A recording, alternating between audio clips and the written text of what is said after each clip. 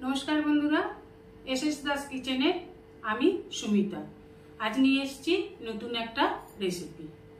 आजकेर recipe गोपन tips सह अनुष्ठान बाड़ीर स्टाइले पारफेक्ट पटल चिंगड़ी रेसिपि। এই রেসিপিটাই आज আমি আপনাদের সাথে শেয়ার করব। নিয়ে নিয়েছি এখানে 500 গ্রাম পটল ভালো করে ধুয়ে নিয়েছি। এবার পটলের খোসাগুলো ঠিক এইভাবে ছাড়িয়ে নিতে হবে। একটু একটু খোসাগুলো থাকবে, এইভাবে পটলের খোসাগুলোকে ছাড়িয়ে পটলগুলো দু টুকরো করে নিয়েছি। এবার একটু জল দিয়ে ভিজিয়ে রাখবো যাতে পটলগুলো কালো না হয়ে যায়। এবার একটা মশলা বানিয়ে নেব। নিয়ে নেব 8-10টা রসুনের কোয়া, নিয়ে নেব আদা কুচি, নিয়ে নেব দুটো তেজপাতা। তেজপাতা দুটোকে একটু ছোট ছোট করে কেটে টুকরো করে নেব। এইভাবে যে কোনো মশলায় তেজপাতা বাটার সময় দিলে খুব সুন্দর একটা স্মেল ছাড়ে। নিয়ে নেব 2 চামচ গোটা জিরে, নিয়ে নেব 2 চামচ গোটা ধনে, নিয়ে নেব 2টো শুকনো লঙ্কা, আর নিয়ে নেব 2টো কাঁচা লঙ্কা। এবার একটু জল দিয়ে নিয়ে একটা পেস্ট বানিয়ে নেব। গোপন মশলাটা এখনও কিন্তু আমি বানাইনি, এই মশলাটা বানিয়ে নিলাম, ওটা একটু বানাতে সময় লাগবে। এখানে নিয়ে নিয়েছি আমি 250 গ্রাম চিংড়ি মাছ। চিংড়ি মাছগুলোকে খুব ভালোভাবে ধুয়ে বেছে নিয়েছি। নিয়ে নিলাম একটু লবণ আর একটু হলুদ, ভালোভাবে মাখিয়ে রেখে দেব। ওভেনে কড়া বসিয়ে দিয়ে দেব সাদা তেল।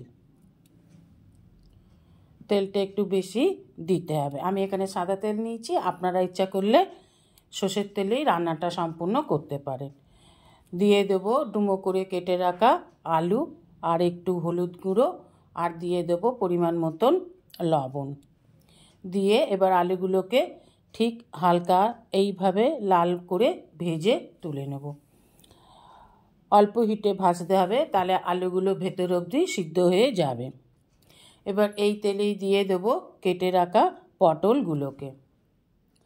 পটলগুলো আগেই ধুয়ে জল ঝরিয়ে নিয়েছিলাম। এবার খুব ভালোভাবে পটলগুলোকে তেলের সাথে নেড়ে নেড়ে ভেজে নিতে হবে। দিয়ে দেব পরিমাণ মতন লবণ, আর একটু লাল হলেই পটলগুলোকে ভেজে তুলে নেব। দেখুন অল্প অল্প লাল হয়ে গেছে। এবার পটলগুলোকে তুলে নিলাম। যেসব বন্ধুরা আমার চ্যানেলটিকে সাবস্ক্রাইব করে আমার পরিবারের সদস্য হয়েছেন তাদের অসংখ্য অসংখ্য ধন্যবাদ। এই তেলেই দিয়ে দেব চিংড়ি মাছগুলোকে। চিংড়ি মাছগুলোকে হালকা লাল করে ভেজে তুলে নেব। চিংড়ি মাছ বেশি ভাজা হলে খেতে ভালো লাগে না, সবসময় তাই হালকা করে ভেজে নিতে হয়। চিংড়ি মাছগুলোকে তুলে নিলাম। এবার দিয়ে দেব ফোড়ন। দিয়ে দেব গোটা গরম মশলা, গোটা জিরে, তেজপাতা, শুকনো লঙ্কা। ফোড়নটাকে একটু ভেজে নেব। যখন ফোড়ন দিয়ে সুন্দর স্মেল ছেড়ে যাবে তখন দিয়ে দেব পেঁয়াজ কুচি। পেঁয়াজ কুচিটা ভেজে নিয়ে হালকা ব্রাউন কালার হয়ে গেলে, দেখুন এই রকম ব্রাউন কালার হয়ে গেলে তখন দিয়ে দেব গুঁড়ো মশলা, লাল লঙ্কার গুঁড়ো আর হলুদ গুঁড়ো দিয়ে ভালোভাবে পেঁয়াজের সাথে ভেজে নিতে হবে। এবার দিয়ে দেব যে মশলাটা আগে করে রেখেছিলাম সেই মশলাটা দিয়ে এবার মশলাটাকে ভালো করে কষে নেব। দিয়ে দেব ফেটানো টক দই। এবার অনুষ্ঠান বাড়ির সেই পটল চিংড়ির গোপন মশলাটা বানিয়ে নেব। নিয়ে নেব 2 চামচের মতো নারকেল কুড়ো, 2 চামচ সাদা তিল, আর নিয়ে নেব 2 চামচের মতন পোস্ত। একটুখানি জল দিয়ে একটা পেস্ট বানিয়ে নেব। এই মশলাটাই হচ্ছে বিয়েবাড়ির গোপন মশলা পটল চিংড়ির। একটু জল দিয়ে ভালো করে পেস্ট বানিয়ে নিলাম। এবার এই মশলাটাই এখানে দিয়ে দেব। মশলাটা দিয়ে সমস্ত উপকরণগুলোকে মশলার খুব ভালোভাবে এবার কষে নেব। যত কষবেন তত খেতে ভালো হবে।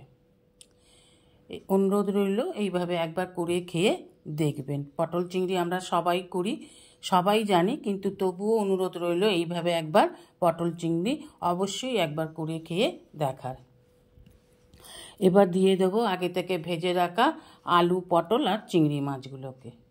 এবার ভালোভাবে মশলাটার সাথে আলু, পটল আর চিংড়ি মাছগুলোকে কষে নিতে হবে। এইভাবে নেড়ে নেড়ে ভালোভাবে কষে নেব। এবার দিয়ে দেবো যে মিক্সি বাটিতে মশলাটা বেটেছিলাম সেই বাটিটা ধুয়ে জলটা দিয়ে দিলাম। এবার দিয়ে দেবো পরিমাণ মতন জল, যতটা গ্রেভি আপনার লাগবে সেই পরিমাণ জল দিয়ে দেবেন।